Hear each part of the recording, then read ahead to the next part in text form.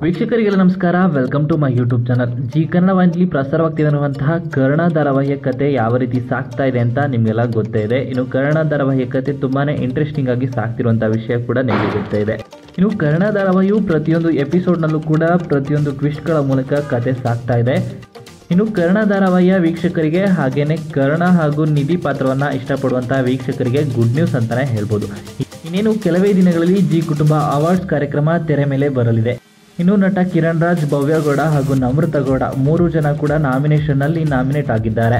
ಹೌದು, ಜನಮೆಚ್ಚಿದ ನಾಯಕ, ಜನಮೆಚ್ಚಿದ ನಾಯಕಿ ಪಾತ್ರಗಳಲ್ಲಿ ನಟ ಕಿರಣ್ ರಾಜ್ ಹಾಗೂ ನಟಿ ಭವ್ಯ ಗೌಡ ಮತ್ತು ನಮ್ರತಾ ಗೌಡ ಅವರು ನಾಮಿನೇಟ್ ಆಗಿದ್ದಾರೆ.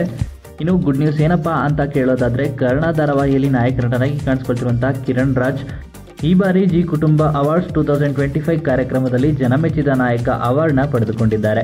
ಇನ್ನು ನಿಧಿ ಪಾತ್ರದಲ್ಲಿ ಕಾಣಿಸ್ಕೊಳ್ತಿರುವಂತಹ ಭವ್ಯ ಗೌಡ ಕೂಡ ಜನಮೆಚ್ಚಿದ ನಾಯಕಿ ಅವಾರ್ಡ್ನ ಪಡೆದುಕೊಂಡಿದ್ದಾರೆ. ಇನ್ನು ಜಿ ಕುಟುಂಬ ಅವಾರ್ಡ್ಸ್ 2025 ಅಲ್ಲಿ ನಮ್ರತಾ, ಕಿರಣ್ ರಾಜ್ ಹಾಗೂ ಭವ್ಯ ಗೌಡ ಕೂಡ ತುಂಬಾನೇ ಅದ್ದೂರಿಯಾಗಿ ಕಾಣಿಸ್ಕೊಂಡಿದ್ದಾರೆ. ಇನ್ನು ಈ ವಿಡಿಯೋ ಇಷ್ಟ ಆಯಿತು ಅಂದರೆ ವಿಡಿಯೋಗೆ ಲೈಕ್ ಮಾಡಿ. ಇನ್ನು ಕರ್ಣ ಧಾರಾವಾಹಿ ಬಗ್ಗೆ, ಕರ್ಣ ಧಾರಾವಾಹಿಯ ತಂಡದವರ ಬಗ್ಗೆ ಇನ್ನಷ್ಟು ಹೆಚ್ಚಿನ ವಿಡಿಯೋಗಳಿಗಾಗಿ ನಮ್ಮ ಚಾನಲ್ಗೆ ಸಬ್ಸ್ಕ್ರೈಬ್ ಮಾಡಿ.